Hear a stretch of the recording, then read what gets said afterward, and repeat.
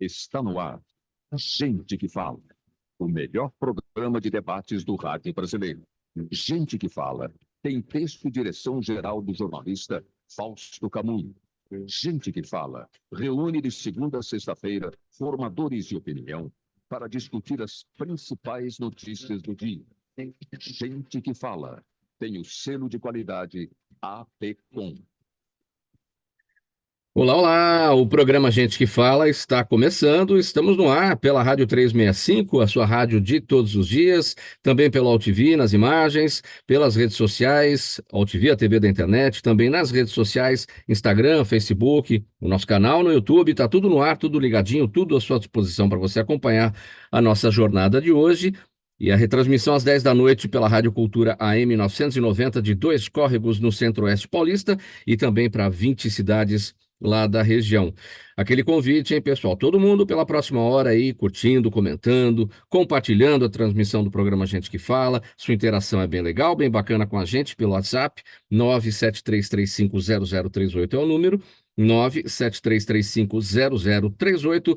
Eu sou Mauro Friesman. Vamos então colocar em campo, vamos apresentar os nossos entrevistados que vão analisar e debater os temas por aqui propostos nesta terça-feira. Marcos Drummond, gerente de projetos do Instituto Ayrton Senna com a gente. Tudo bem, Drummond? Bem-vindo. Boa tarde, boa tarde, Mauro. Boa tarde a todos e a todas. É um prazer estar aqui. Obrigado pela presença com a gente nessa edição do programa Gente que Fala. Eu apresento também a Maiana Teixeira, ela é pedagoga, professora, assessora pedagógica da Amplia. Tudo bem, Maiana? Como é que você está? Tudo bem, Mauro? Boa tarde. Obrigada pela oportunidade. Obrigado pela presença. Patrícia Alves, jornalista, empreendedora. Ela é assessora de imprensa da Socar e da Eurofarma, criadora e CEO da Escola do AIF, assessora de imprensa Freedom. Tudo bem, Patrícia? Bem-vinda aqui com a gente. Olá, Mauro, tudo bem? Obrigada pelo convite aí. Estamos aqui atuando, trabalhando e com vocês. Obrigada pelo convite.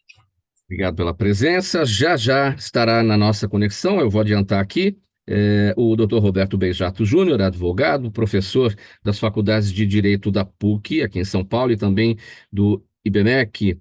Ainda não está na nossa conexão, então logo ele chega e a gente já coloca na nossa conversa. Vamos aqui então ao nosso primeiro assunto dessa edição do programa Gente que Fala de hoje. Vamos tratar do seguinte: a prática esportiva não ajuda apenas na qualidade de vida, é também uma ferramenta para o desenvolvimento e para o aprimoramento das competências socioemocionais. E, nesse sentido, o Instituto Ayrton Senna criou a iniciativa Vidas Ativas para demonstrar que o enfoque no letramento corporal, nas práticas esportivas e no cotidiano contribui significativamente para que as pessoas lidem de maneira mais eficaz com as suas emoções, promovendo uma formação do ser humano no âmbito da educação integral e desenvolvimento das competências. Assunto aqui para a gente tratar inicialmente com o Marcos Drummond. Marcos, acho que primeiro tem que definir o que é o letramento, né? O letramento corporal, e isso trazido para as práticas esportivas e também para o cotidiano. O que é o letramento corporal? O que é esse conceito? Ótimo, Mauro. A gente sempre pensa nas vidas ativas, né? São formas de a gente ter a consciência como atividade física é importante no nosso dia a dia, né? Então, o que condiciona um respeito ao nosso corpo e a evolução de mantê-lo em constante movimento e garantir que tenha essa evolução e sucesso desde a nossa infância até pensando na nossa terceira idade. Então, o letramento corporal parte dessa consciência do nosso corpo e a motivação para mantê-lo de forma totalmente constante no nosso dia a dia, pensando nas atividades físicas. Aí que a gente pode pensar em exemplos de práticas esportivas, que a gente pode falar um pouco aqui também, mas são atividades físicas também que simples da nossa forma pessoal, né? Acho que a gente tem esse exemplo de trabalhos à distância, a pandemia. Vou dar um exemplo que eu gosto de fazer bem simples, mas a minha água está aqui do meu lado, né? Minha garrafinha d'água, mas eu não deixo de dar 1 hora e meia, eu vou dar minha caminhada, eu vou passear com os cachorros, manter meu movimento, e isso faz parte, né? Então a gente pode desde pensar na nossa vida pessoal, pensando nas vidas ativas e a motivação do nosso letramento, mas a gente pode extrapolar isso para o nosso ambiente, né? Pensando no como é que está o ambiente da nossa escola, se existe algum espaço de interações, das relações sociais, para a gente conseguir proporcionar que tenham dinâmicas para pensar nas nossas competências, até no ponto de vista da política pública, pensando em cidades que a gente consegue a construção de espaços públicos, que você tem essa convivência social dinâmica para as crianças brincarem, por exemplo, que é fundamental ter essa interação social e manter o corpo em movimento, principalmente nos inícios dessa faixa etária. A gente pode dividir o letramento corporal, Drummond, em teoria e prática, porque uma coisa é você entender do que se trata e ter a consciência a respeito disso, mas não conseguir colocar em prática, ou seja, estar motivado no dia a dia para isso, ter confiança para colocar em prática e receber os resultados, né? Dá para ser Isso. assim? Isso, aí tu pode separar dentro desse conceito teórico, e esse é um projeto que o Instituto Ayrton Senna tem um apreço, que é um dos mais tradicionais e antigos do Instituto, em parceria que a gente fez de vidas ativas com o Centro de Práticas Esportivas da USP, que tem toda essa parte conceitual, Mauro, mas também tem na prática. Então, como a gente consegue implementar isso na prática? Então, a gente, do lado do Instituto, tem uma forma de atuação para contar com essas instituições que são parceiras e ajudar professores e professoras a implementar isso em sala de aula. Então, eu estou pensando num plano de aula, uma sequência didática que eu possa atuar com as crianças para pensar, e isso é um exemplo que tem na nossa publicação, que é aberta, né, e está no nosso site, e que é gratuita, de competências socioemocionais e vidas ativas. Vamos pensar em a gente colocar em prática. O professor e a professora pensar numa sequência didática que ele pode trabalhar algumas atividades físicas que não são tão conhecidas no Brasil, como, por exemplo, rugby, badminton, proporciona uma sequência didática das quais as crianças entendem mais sobre esse esporte. No nosso Brasil, muitas crianças têm aquela pressão dos pais, né, para adotar uma determinada prática esportiva, para até ser uma salvação da vida daquela família, mas não, às vezes deixa de ter um conhecimento sobre outras práticas esportivas. A partir daí, eu consigo pensar numa competência da curiosidade em aprender, e eu posso fazer uma sequência didática com todos os alunos e alunas que eles conhecem um pouco desse esporte alternativo, elegem um esporte para investigar mais e até fazer uma simulação prática, uma atividade desse esporte dentro da unidade escolar. Então, aqui é um exemplo que eu dei na prática e como o Instituto atua, né, pensando em materiais pedagógicos que podem ajudar o dia a dia dos educadores ali na ponta. Marcos, eu vou te pedir uma gentileza, só se afasta um pouquinho da tela, porque a gente está com um enquadramento um pouco comprometido, assim fica melhor. Se afastar um pouquinho mais, fica melhor, fica mais no padrão dos demais. A gente está falando, na verdade, sobre, quando a gente fala em competências socioemocionais, a gente está falando naquilo que hoje costuma se falar muito no mercado corporativo, que é um termo em inglês, é o soft skills, né? Você ter habilidades, inclusive para o mercado de trabalho, que até então não eram muito exigidas, né? E que passam a ser exigidas a partir de agora, né?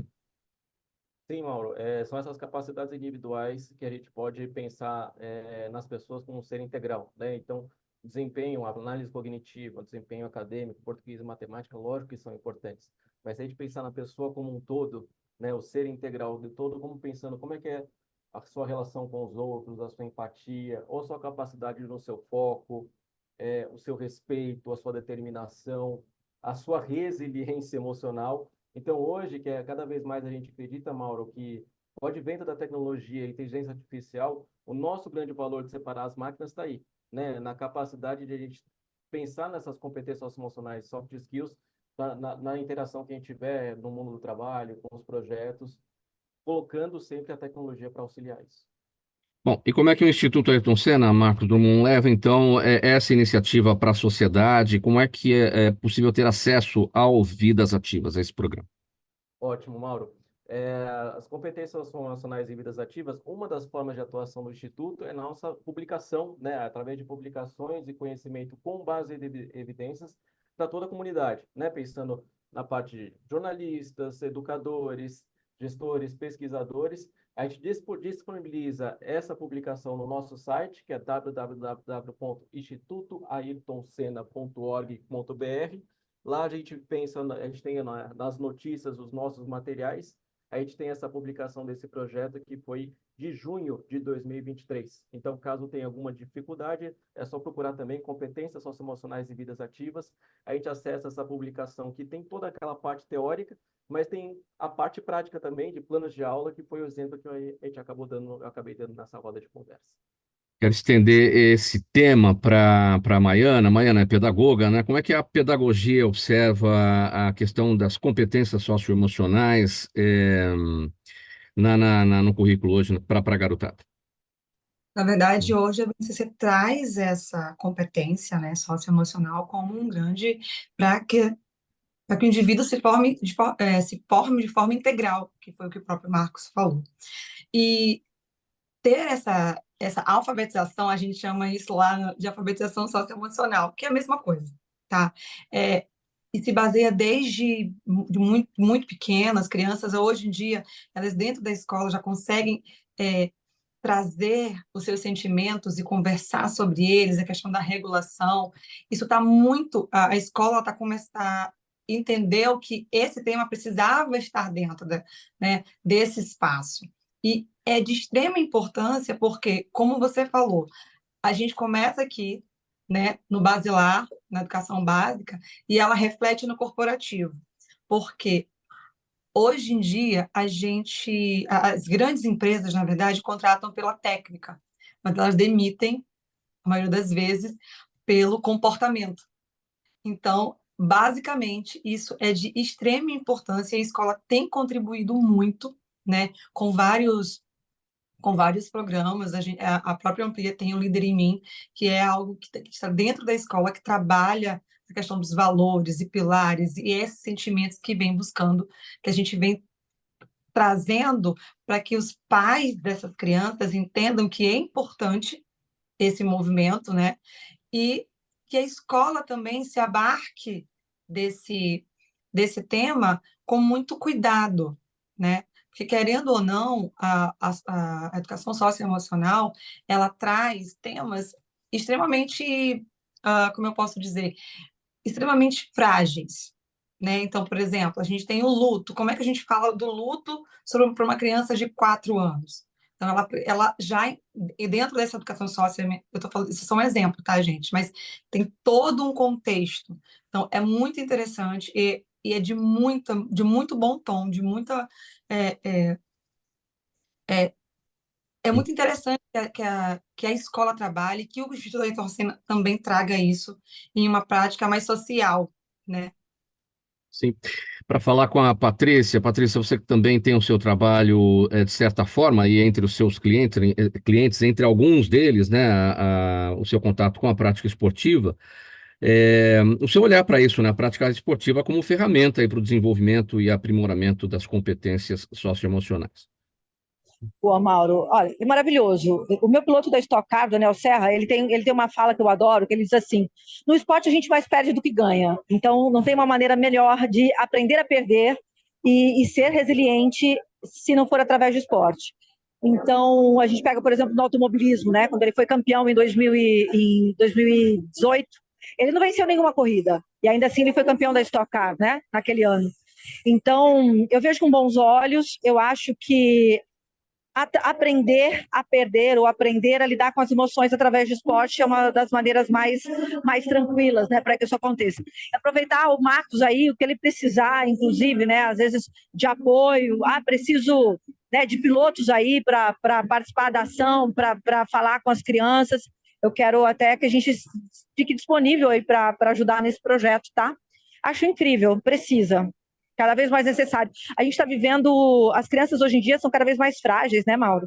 E existe uma fragilidade até eu vejo a questão da educação positiva, que também aí a Mariana pode falar mais sobre isso, o quanto ela é importante, né? O quanto as crianças hoje às vezes são privadas de escolher a própria roupa, já aos 4, 5, 6 anos de idade, a mãe diz, não vai com isso porque não pode. Então, assim, ela não consegue nem escolher o brinquedo que ela vai levar para o colégio. Então, a gente precisa de educação positiva, a gente precisa trabalhar essa condição socioemocional das crianças, é cada vez mais necessário para a gente ter realmente uma geração mais forte. Muito bem, programa Gente que Fala no ar, edição de terça-feira, pela Rádio 365, sua rádio de todos os dias, nas imagens da UltV, a TV da internet, redes sociais, Instagram, Facebook, o nosso canal no YouTube e a retransmissão às 10 da noite pela Rádio Cultura, AM 990, de 2 córregos no Centro-Oeste Paulista e também para 20 cidades da região. Quero apresentar aqui também, agora, na nossa conversa, Dr. Roberto Beijato Júnior, advogado, ele é professor das faculdades de Direito da PUC São Paulo e do IBMEC, aqui em São Paulo também. Doutor Beijato, bem-vindo, obrigado pela presença mais uma vez com a gente. Tudo bem por aí? Tudo jóia, Mauro. Muito obrigado aqui pela oportunidade. Boa tarde a todos e quero também já de antemão me desculpar aí pelo atraso aqui. Tive um pequeno imprevisto, mas estou aqui a postos. Obrigadão. Vamos lá, integrado aqui para a nossa conversa, doutor Roberto Beijato Júnior. Vamos falar do seguinte tema agora. A gente encerrou esse assunto aqui do Vidas Ativas do Instituto Ayrton Senna e vamos falar sobre os efeitos, gente, da declaração do presidente Lula comparando as ações contra palestinos em Gaza ao Holocausto promovido pelos nazistas contra os judeus. O governo israelense ontem, todo mundo acompanhou essa polêmica toda, submeteu o embaixador brasileiro em Tel Aviv a uma reprimenda pública. Em seguida, declarou o presidente Lula como persona non grata em Israel e, em resposta, o presidente Lula convocou o embaixador Frederico Meyer de volta aqui ao Brasil. E a imprensa internacional tem tratado o caso como um polêmico incidente diplomático. Doutor Beijato, quais podem ser as consequências de tudo isso, a partir dessa fala do presidente Lula, comparando o que está acontecendo lá em Gaza em relação aos palestinos com o que foi o Holocausto em relação aos judeus? Perfeito, Mauro. Eu vejo o seguinte, uma consequência já de imediato, que isso fica muito claro, é que há um estremecimento, vamos dizer, nas relações bilaterais entre o Brasil e Israel. Isso é fato, a gente ainda tem que ver como que esses atores vão se portar. Mas do ponto de vista jurídico, né, o que é importante que se coloque, tá se falando em impeachment, desde ontem alguns deputados coletando assinaturas, etc., mas fato é que as hipóteses de crimes de responsabilidade que podem gerar impeachment de um presidente da República, nenhuma dessas se mostra presente na fala, né? O que as pessoas tentam colocar, né, o que aqueles que advogam essa ideia, é de que o presidente teria cometido um crime de responsabilidade, que é o de cometer ato de hostilidade contra uma nação estrangeira, expondo a República ao perigo de guerra, né? Esse seria o crime de responsabilidade que ele teria, em tese, cometido, mas nem de longe a declaração dele pode ser considerada um ato de hostilidade contra a nação, não colocou o Brasil em perigo de guerra, nada disso, né? Ele fez uma comparação que, de fato, a comparação ela não pode ser banalizada, uma comparação que talvez tenha sido infeliz, mas nós temos que contextualizar, na minha visão, o que de fato está acontecendo em Gaza. Ele falava isso num contexto em que ele criticava o corte de gastos que alguns países ricos, sobretudo Estados Unidos e alguns países europeus, faziam para ajuda humanitária para Gaza. Ele estava falando de corte de gastos para alimentação, para remédio, para água. Para isso está acontecendo. A gente tem que lembrar que a área de Gaza é uma região com 2.200.000 pessoas, em média, morando ali. E, de fato, o que está acontecendo ali é absolutamente desproporcional. A gente não pode concordar. O governo brasileiro foi um dos primeiros a repudiar os atos do Hamas, isso é fato. O governo brasileiro repudiou, condenou. Não há o que se falar. O ato do Hamas é condenável, é repugnante. Isso não há o que se falar.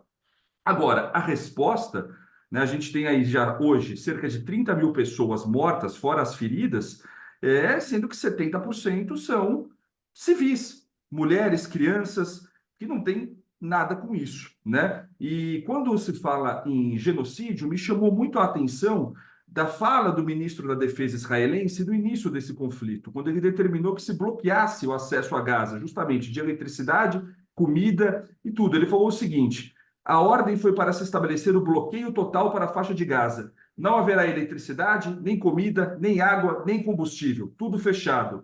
Estamos combatendo contra animais e estamos agindo em conformidade com esse contexto. Essa foi a fala do ministro da Defesa de Israel. Ou seja, quando ele diz estamos combatendo com animais, o que ele está dizendo é: eu desumanizo aquele povo e, portanto, eu posso fazer qualquer barbárie com ele. Então, isso não dá, isso é indefensável. O que está acontecendo hoje é indefensável. Ninguém questiona que o Hamas está errado, que o Hamas é uma organização terrorista. Agora, uma organização terrorista ou criminosa, como que se combate? Com inteligência policial e militar, e não explodindo tudo à volta. Seria o equivalente a hoje, por exemplo, o Estado dizer, bom, ali na comunidade de Paraisópolis, o tráfico de drogas opera. Então, vamos explodir tudo ali ao redor e acabou. É evidente que isso é um absurdo. É evidente. O que ocorre hoje em Gaza é similar a isso. Bom, tem um grupo ali operando, então explode tudo. Então, acho que eu não vejo a fala do Lula como algo, tirando a parte da comparação, eu vejo que no contexto ele estava criticando a falta de auxílio humanitário.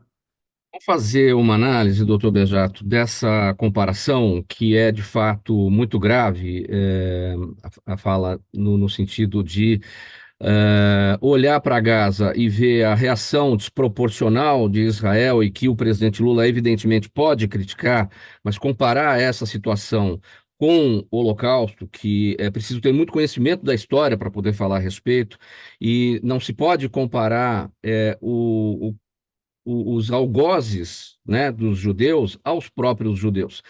Aí é que pegou o problema, e aí que Israel está, está reagindo. Mas me parece aí uma opinião minha, que, e eu não vi essa análise ainda em nenhum lugar, o presidente Lula, ele está olhando para o governo de Israel, ele não está olhando para o Estado de Israel. E aí ele confunde as coisas e acaba atacando a comunidade judaica, né? Quando ele olha para o Estado de Israel, quando ele olha para o governo de Israel, ele vê um governo de direita, de ultradireita, e aí ele se contrapõe.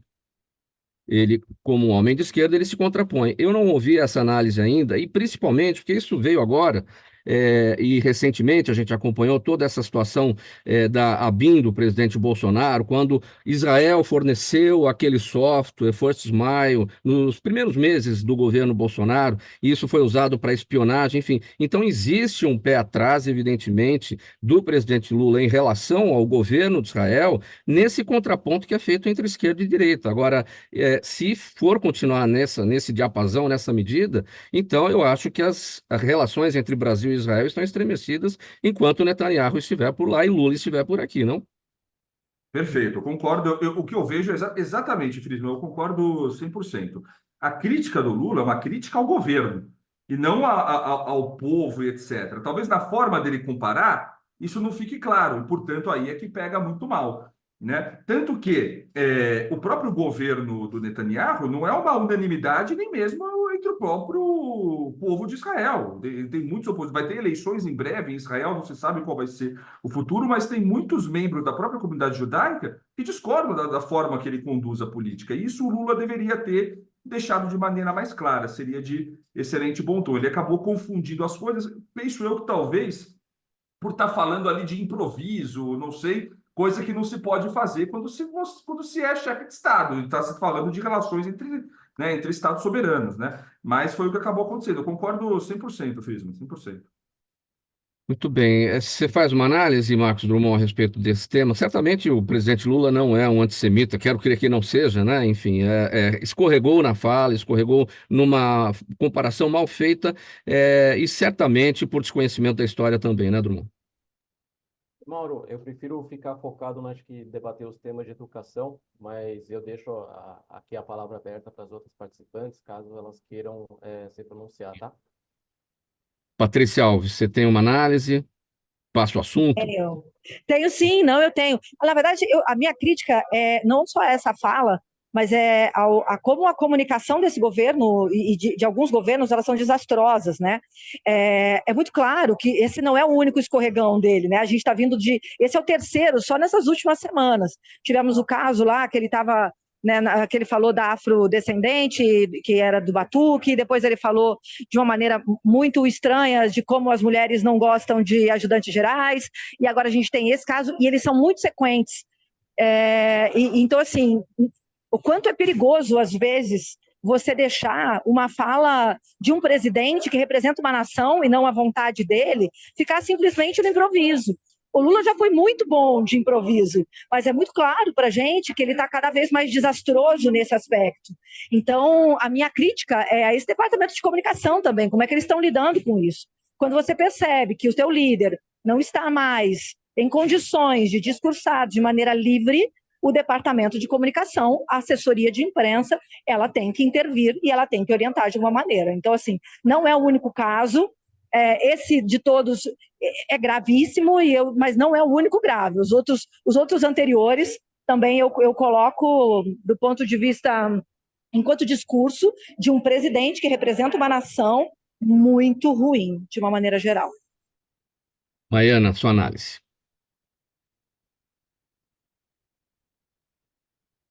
Mauro, com todo respeito, mas não tenho nenhuma opinião em relação a isso, né, até porque soube do acontecido, mas infelizmente eu não tenho respaldo aqui para conversar sobre isso, não sobre esse tema em especial.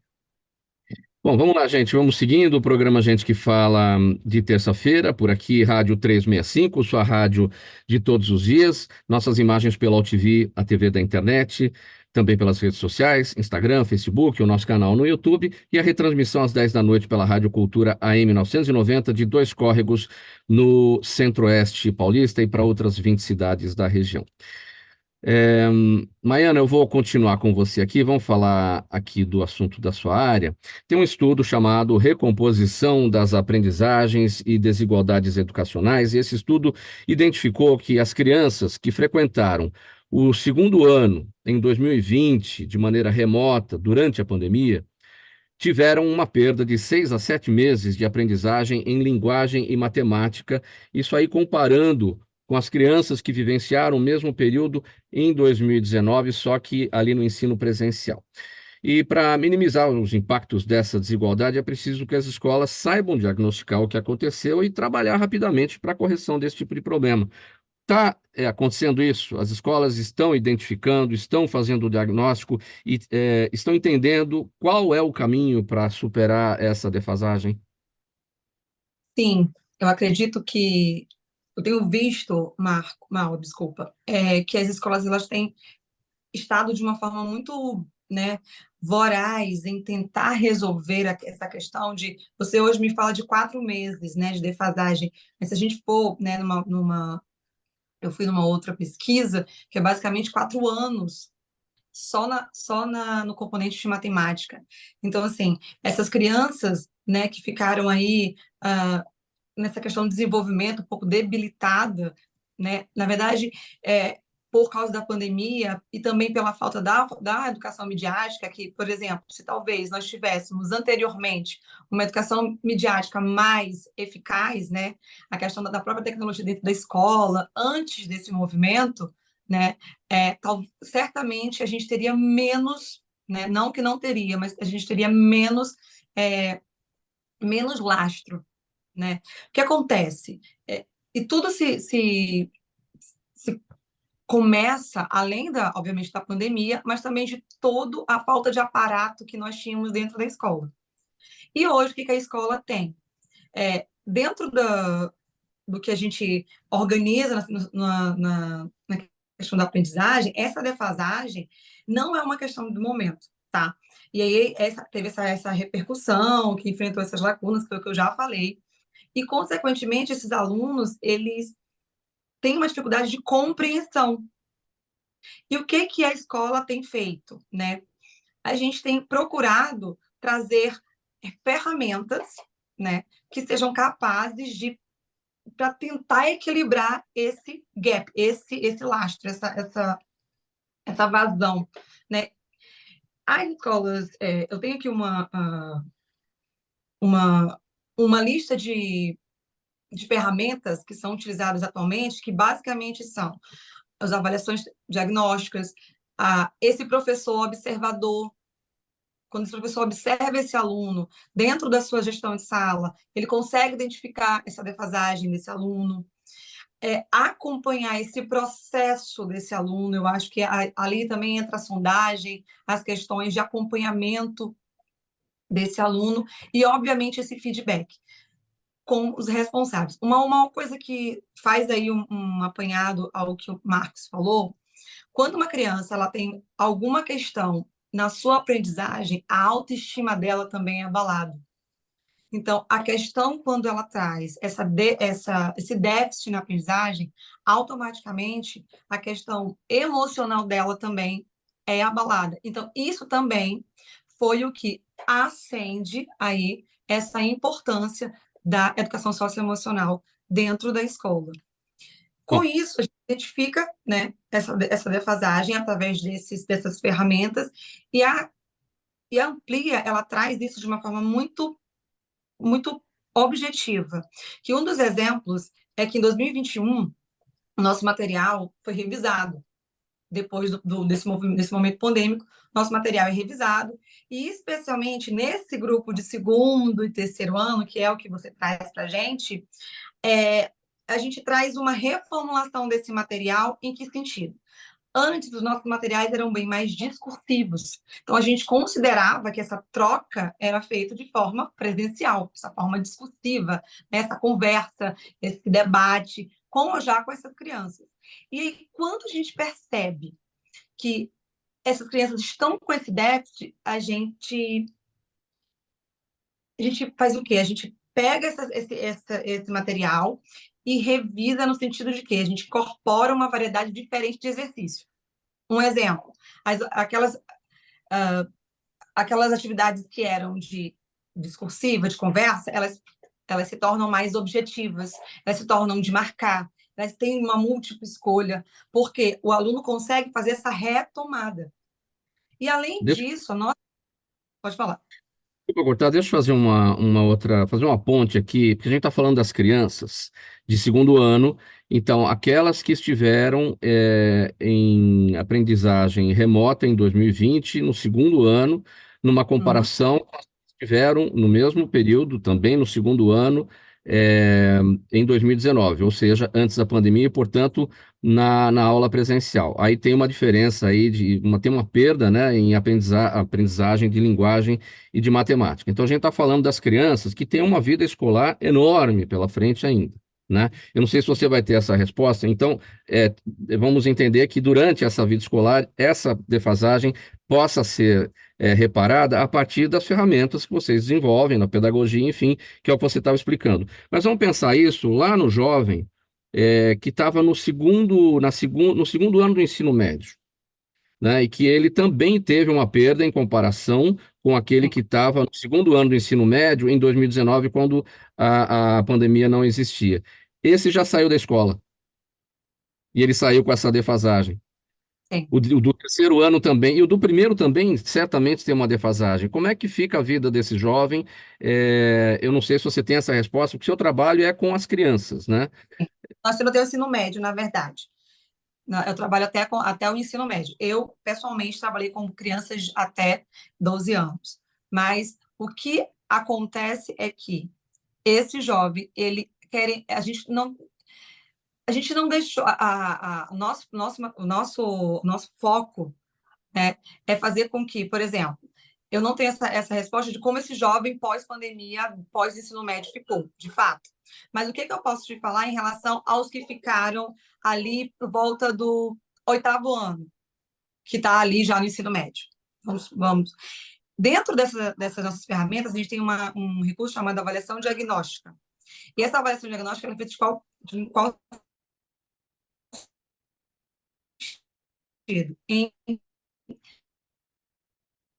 Maiana, 80 a a gente 20. Como tem que a conexão, funciona? É 80 do que tem a ele sua em um conexão. traz e 20. Está cortando para você? Sim, a Está gente está com cortando para travamento vocês? de sinal.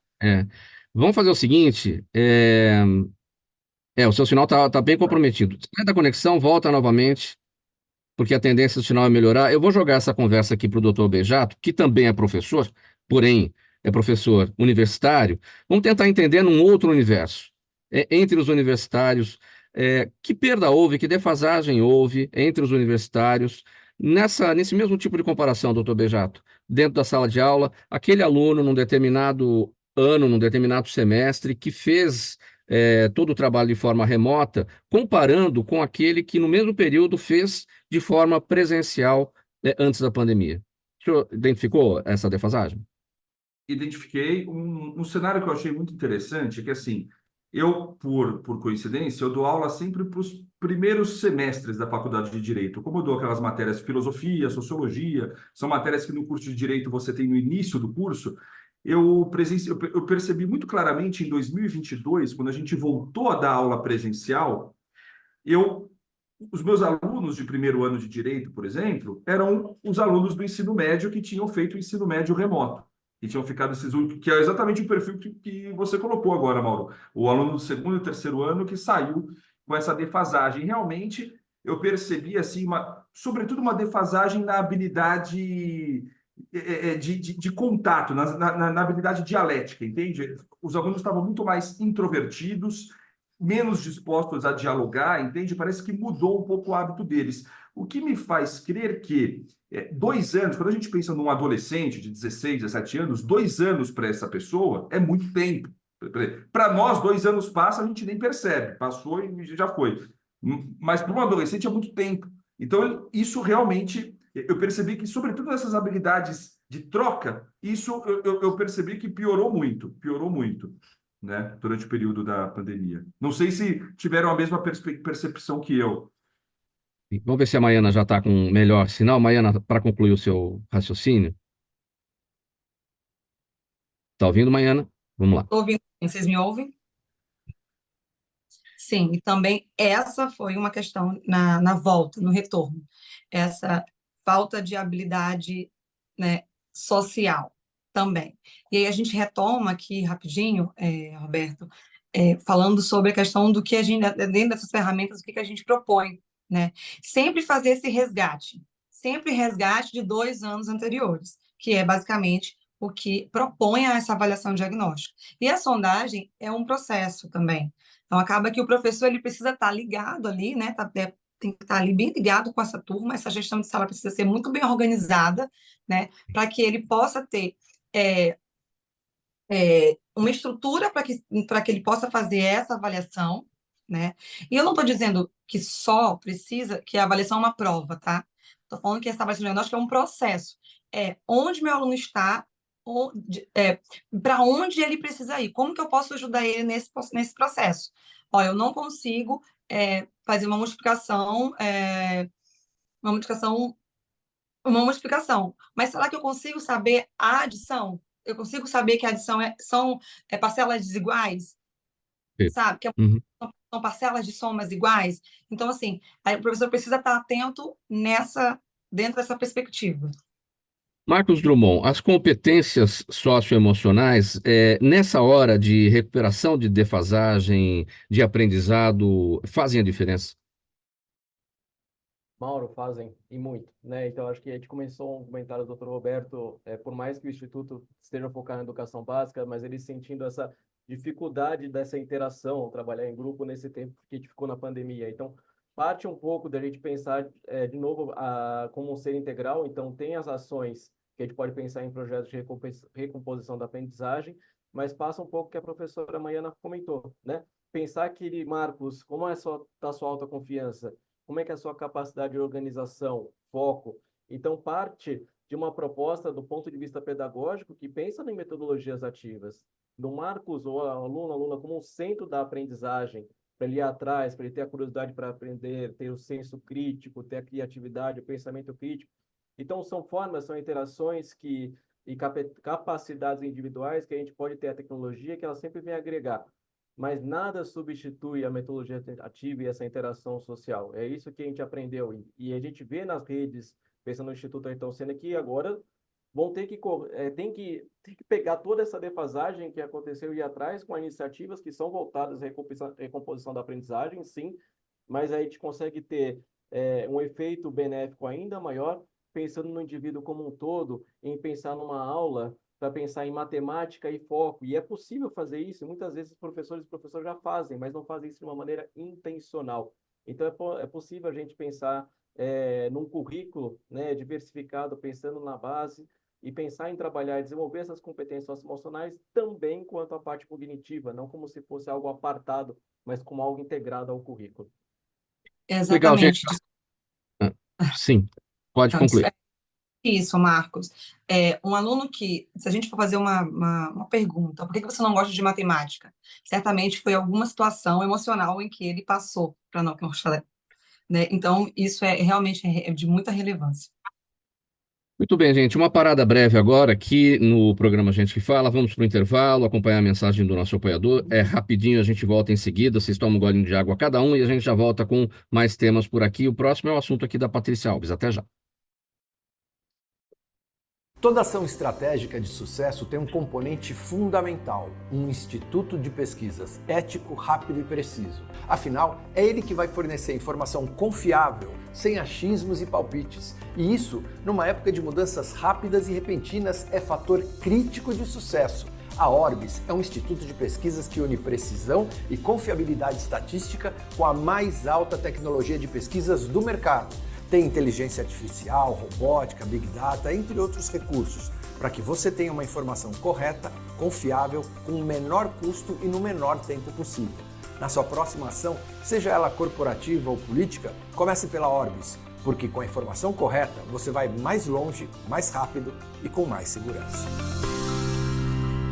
De volta, pessoal, aqui no programa Gente que Fala, pela Rádio 365, a sua rádio de todos os dias, nas imagens do AltV, a TV da internet, redes sociais, Instagram, Facebook, o nosso canal no YouTube e a retransmissão às 10 da noite pela Rádio Cultura AM 990 de Dois Córregos, no Centro-Oeste paulista. Vamos falar aqui sobre o seguinte, vamos destacar os dados, tem dados que mostram que 67% dos graduados em jornalismo enfrentam desemprego logo após saírem da faculdade. E diante desse desafio do mercado de trabalho, a jornalista Patrícia Alves, que está aqui com a gente, revela a sua própria experiência para demonstrar como a rede de assessoria de imprensa pode ser uma fonte de empreendedorismo no campo jornalístico. E olha, ela já estimulou mais de 40 escritórios espalhados pelo Brasil, não só oferecendo oportunidades de crescimento para profissionais, mas também um ecossistema propício para o empreendedorismo no jornalismo. Como é que você foi do jornalismo para o empreendedorismo? Foi o desemprego que te impulsionou, Patrícia? Mauro, foi sim, foi portas fechadas o tempo todo, né? Quando eu me formei ainda em 98, o jornalismo era muito diferente, nós ainda tínhamos muitos jornais, muita possibilidade de trabalho, mas eu era mãe nessa época e já era um pouco mais difícil para começar a trabalhar. E olha como isso, o que a gente enfrenta hoje, né, Mauro, tem muito a ver com tudo isso que nós estamos falando, inclusive com o bloco anterior, né, da questão da educação, porque nós não sabemos empreender. Geralmente o brasileiro ele busca o empreendedorismo da necessidade, que é quando nós perdemos o emprego ou quando nós já não temos mais o que fazer e a gente vai buscar da segunda tarefa, né? Eu vou aprender a fazer bolo, Geralmente o empreendedorismo ele é visto dessa forma. E a gente precisa começar a olhar para o empreendedorismo da oportunidade, que é o que é que eu posso fazer dentro da função, dentro da profissão que eu tenho. Nós falávamos há pouco, né, dessa defasagem em função dessa pandemia, e nós vemos hoje crianças no 3º ano completamente analfabetas, não sabem sequer escrever o nome, porque durante o 1º ano, que é quando a gente faz isso, você estava online e a maioria sem condições de aprender o básico. Então, como é que essas crianças vão chegar aqui onde nós estamos hoje? Então, o cenário, se ele é ruim para a gente, né, para nós adultos, para nós jornalistas, que a gente diz que é o quarto poder, né, que é uma classe que, em teoria, ajuda ou deveria ajudar a levar informação para as pessoas. Você imagina o cenário que se forma daqui para frente. Então, o empreendedorismo, Mauro, é o único caminho. Nós somos mais de 140 mil jornalistas formados, para cerca de 10 mil veículos de comunicação regulamentados, né? Não tem lugar para todo mundo. Soma-se a isso o fato de que, desde 2009, o diploma de jornalismo ele já não é mais obrigatório, e isso faz com que as empresas possam contratar funcionários mais baratos, né, numa carga horária diferenciada, sem ter que levar em consideração piso salarial. Então, assim, não há outro caminho para o jornalismo, até para o resgate do jornalismo, senão esse. Né? Por exemplo, Gente que Fala é para mim, e aí faço aqui realmente um agradecimento a vocês, porque aquilo que vocês fazem, esse tipo de jornalismo ainda é o que deveria se perpetuar no mercado. Um jornalismo que fala abertamente sobre todos os assuntos, onde as pessoas são convidadas para colocar suas opiniões. O jornalismo ele não é feito do que eu penso ou o que você pensa, isso é editorial, né? O jornalismo é o que você está fazendo aí hoje, né? Cada um colocando o seu ponto de vista. E quem está ouvindo, o teu ouvinte que tem que chegar à conclusão do sim ou do não, do certo e do errado, do bom ou do ruim. Então, hoje eu tenho uma rede de assessorias de imprensa, porque as pessoas falam que a assessoria não é jornalismo, mas ele é. O jornalismo, a assessoria de imprensa, ela é uma forma de ajudar a imprensa, que hoje está tão defasada, né, com um número cada vez menor de profissionais, e não é um assessor de empresa, né, para que chegue até a imprensa só o que a empresa quer. Então, assim, hoje o setor de jornalismo está uma bagunça, é o reflexo do que está acontecendo no mundo, na verdade, é o reflexo do que acontece na educação, e aí está cada um tentando costurar e arrumar da maneira que pode. E é isso que eu estou fazendo do meu lado aqui. Hoje eu tenho uma rede, na verdade não é uma franquia, mas são mais de 50 escritórios de assessoria de imprensa, e nós estamos criando uma inteligência de mercado. Então, o que é que está acontecendo aí? O que está acontecendo aqui? Como é que a gente cria boas pautas juntos? Como é que eu pego, por exemplo, hoje eu estou aqui, né, dentro do metrô, com o carro da Stock Car. Como é que eu transformo isso numa coisa boa? Então, vamos descartar eletroeletrônico, o lixo que mais polui o meio ambiente hoje. A gente produz 2 milhões de toneladas, só 3% é reciclado. Então, a gente vem aqui, faz jornalismo, leva para a imprensa vem cobrir, e é através desse trabalho de assessoria de imprensa que eu tenho tentado ajudar outros jornalistas a empreender dentro dessa área. Pegando o gancho que você apresentou aí no início da sua fala, a gente tem uma falha de base, que é o ensino do empreendedorismo no início da formação nossa, né? Enfim. E aí você chega na faculdade de jornalismo, e aí eu vou falar aqui de jornalista para jornalista, né? Nós temos aquela visão Claro. romântica da coisa, que a gente vai mudar o mundo, e nós vamos trabalhar em grandes redações, vamos ganhar dinheiro, e não é nada disso. Não é nada disso, depois você vê que existe o caminho do empreendedorismo para você tocar o seu próprio negócio, mas você também não sabe fazer isso. Jornalista não sabe empreender. Jornalista de fim de carreira fala, vou fazer o que agora? Ele não sabe empreender. O de início de carreira não sabe empreender. Qual é o pulo do gato?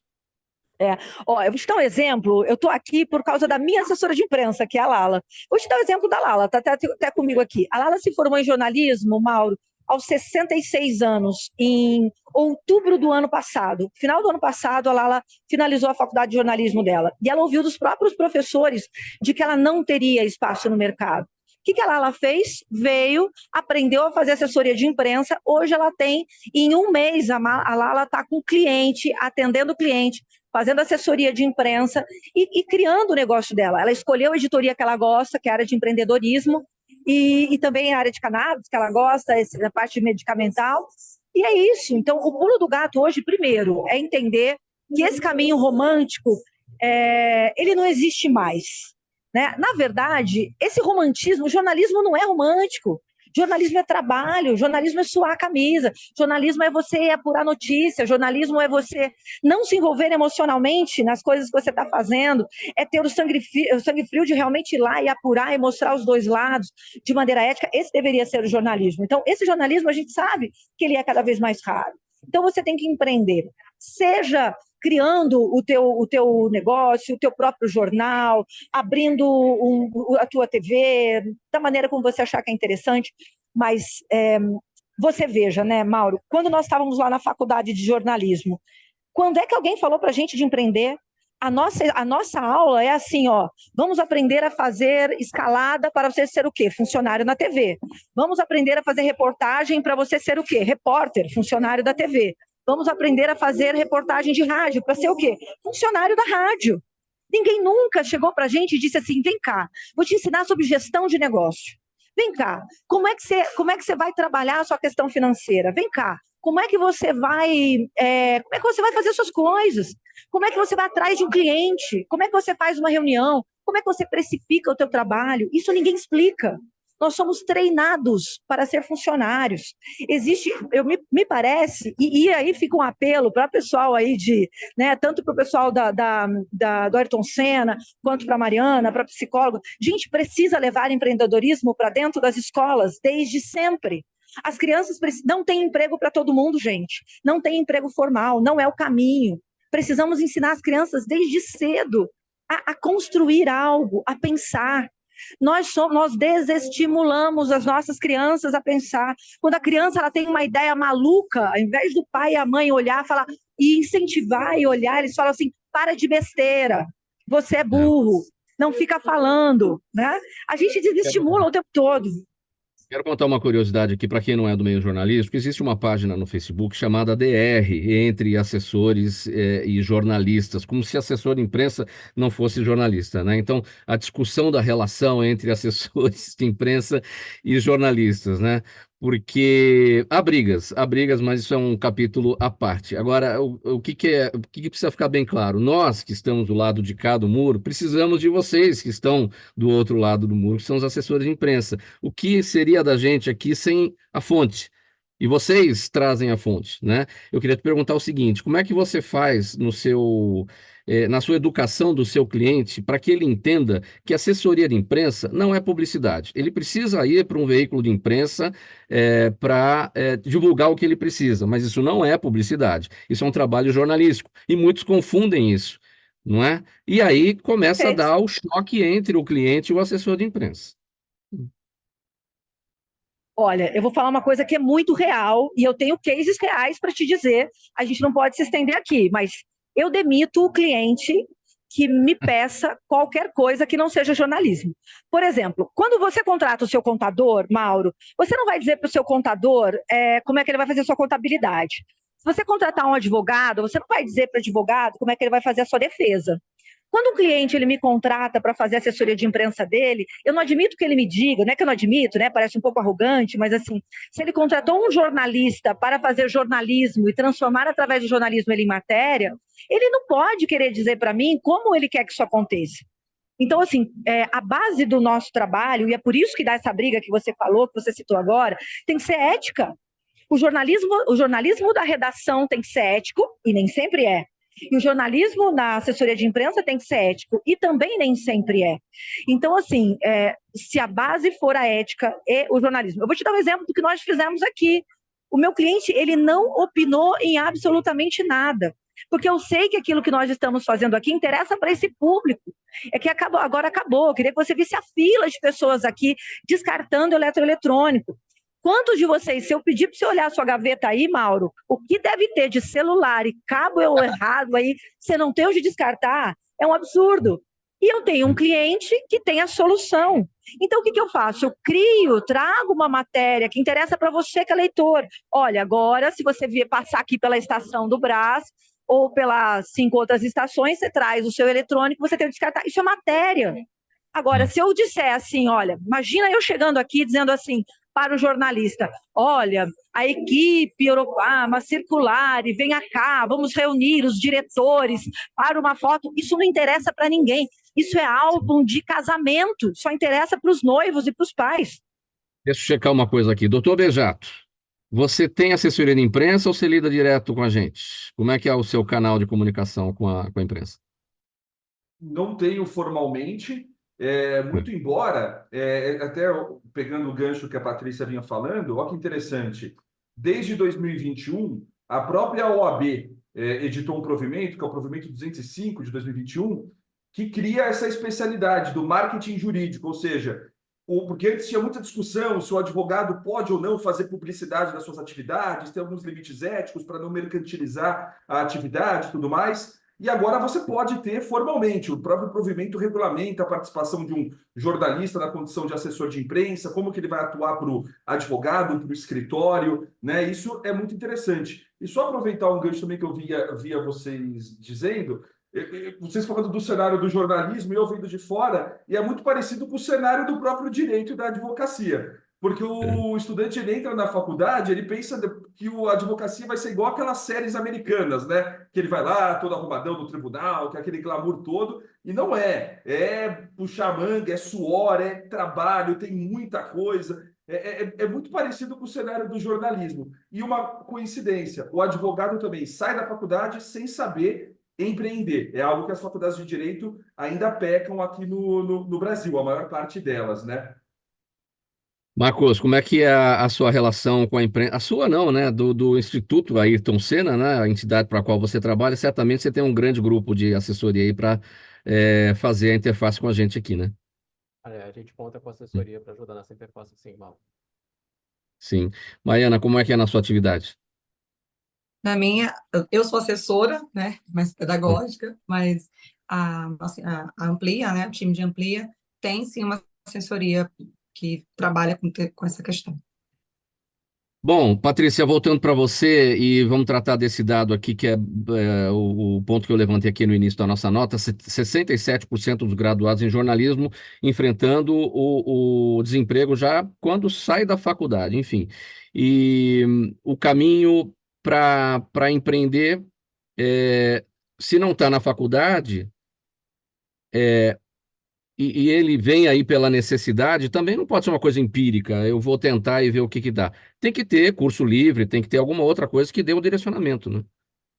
O que acontece? A assessoria de imprensa está muito negligenciada na faculdade, né?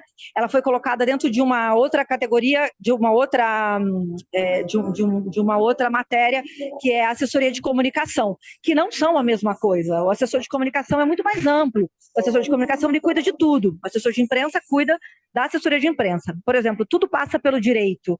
Então, um advogado precisa ter uma assessoria de imprensa e não o escritório dele, né? Então, qualquer assunto que nós levantarmos aqui, a gente pode ponderar do ponto de vista do direito, e os escritores, né, os veículos de comunicação, eles precisam dessas matérias, porque eles estão cada vez mais enxutos. Uma outra informação, que é recente agora do Diese, diz que a nossa função, o nosso mercado, Mauro, ele encurtou 20%, ele diminuiu 20% nos últimos 10 anos. Então, as pessoas estão sendo demitidas e o jornalista que está na redação, ele assume outras funções sem aumentar o salário dele. Então, ele não tem tempo de ficar indo fazer... São jornalistas de tubo, como a gente chama, né? Ele fica sentado pegando coisas na internet. Então, qual é o caminho? Primeiro, não dá para esperar. 67% vai direto para o desemprego. O que eu faria hoje? Né? E é o que eu falo sempre lá no nosso canal Viver de Jornalismo. Eu falo, galera, o Brasil tem 21 milhões de CNPJs, 21 milhões. Você tem profissionais liberais, eles precisam de uma assessoria de imprensa, porque a imprensa não dá conta de estar em todos os lugares. Primeiro, escolhe a editoria que você quer trabalhar. O que você gosta de fazer? Você gosta de esporte? Você gosta de educação? Então, como a Mariane, quantas escolas existem hoje no Brasil? Eu tenho uma dos escritórios, por exemplo, ela fala só de educação positiva. Já está trabalhando, já tem cliente, porque existe mercado, existe mídia, existe espaço para falar de educação positiva. Só que se ele não tiver um assessor de imprensa, o jornalista que está lá na redação não vai adivinhar. Ele não vai nem criar essa pauta, ele não tem essa expertise. Eles são generalistas, entende? Então, não tem como... Então, escolhe a editoria que você quer trabalhar, começa a olhar no teu entorno quais são os clientes que você quer fazer e aprenda a fazer assessoria de imprensa. Existem hoje cursos, tem a escola do AIF, tem cursos livres, vai aprender na prática, faz como você quiser, mas tem que aprender a fazer. Bom, quero pegar um outro assunto aqui antes do nosso encerramento, a gente tem um tempinho para falar a respeito dele. Eu vou fazer a seguinte pergunta para a audiência: onde é que você estava no dia 1º de maio de 1994? Quem tem pelo menos 35 anos de idade se lembra disso. E onde você estará em 1º de maio de 2024, daqui a pouquinho, 30 anos depois, né? Olha, milhares de corredores, pilotos estarão no Autódromo de Interlagos para uma participação no evento Ayrton Senna Racing Day, que vai marcar os 30 anos da morte do nosso ídolo da Fórmula 1, Ayrton Senna. A prova não é apenas uma homenagem, mas uma lembrança de quanto Senna se preocupava com a preparação física, mental e emocional, e o site oficial do piloto diz que Senna nos ensinou que vencer não é ser melhor que os nossos oponentes, é ser a melhor versão de si mesmo. A própria Patrícia falou há pouco aqui de uma frase, né, de um dos seus corredores, dos seus pilotos: a gente mais perde do que ganha. Marcos Drummond, o que a gente aprende agora com esses 30 anos, já, em 1º de maio de 2024, da partida do nosso ídolo Ayrton Senna? Mauro, eu sou uma das pessoas que, chegando aos meus 40, eu tive a oportunidade, né, de acompanhar o Ayrton. Então, são 30 anos que a gente tem que comemorar, né, por todo o legado. E o Ayrton, ele acreditava, né, que pela educação a gente consegue transformar vidas. Então, 30 anos de história, de legados, que a gente pensar em parceiros que o Instituto hoje não conseguiria fazer isso sozinho. Então, aqui a gente tem organizações privadas que ajudam na parceria com nossos projetos, em doações. A gente tem aqui as redes parceiras de educação, organizações do terceiro setor, que fazem com que esse 30 anos seja um verdadeiro legado, né, para a educação, para a gente conseguir, eu conversar um pouquinho com alguns egressos que a gente fala, né, de quanto que alguma solução do Instituto, né, pensando em alguma formação para professores, algum material pedagógico, ajudou a transformar vidas, né? Então, é um momento que tem a corrida Senna Day, mas vai ser um ano, né, de celebrar muito esse legado do Instituto Ayrton Senna, para a gente continuar com essa bandeira da educação. A gente teremos outros eventos, né, para compartilhar e celebrar com toda a comunidade, pensando nesse grande marco que a gente tem na história do Instituto. E eu, pessoalmente, é um prazer de contribuir hoje com a educação e ser uma peça, mais uma peça, para ajudar aí, pensando na minha vida profissional, dentro do meu ídolo pessoal, pensando lá atrás. Muito bem, e a gente chega aqui no final aqui do nosso Gente que Fala de hoje, para usar um termo automobilístico aqui das corridas. Me fugiu o tema agora, mas enfim, chegamos com os nossos campeões, o Marcos Drummond, a Patrícia Alves, o Dr. Roberto Beijato Júnior e a Maiana Teixeira. Pena que não dá para tocar aqui o tema da vitória do Eduardo Souto Neto, né, para a gente fazer esse final aqui do Gente que Fala de hoje, mas o agradecimento a todos vocês pela presença, por essa conversa excelente, muitos temas aqui importantes que a gente tratou, analisou e debateu.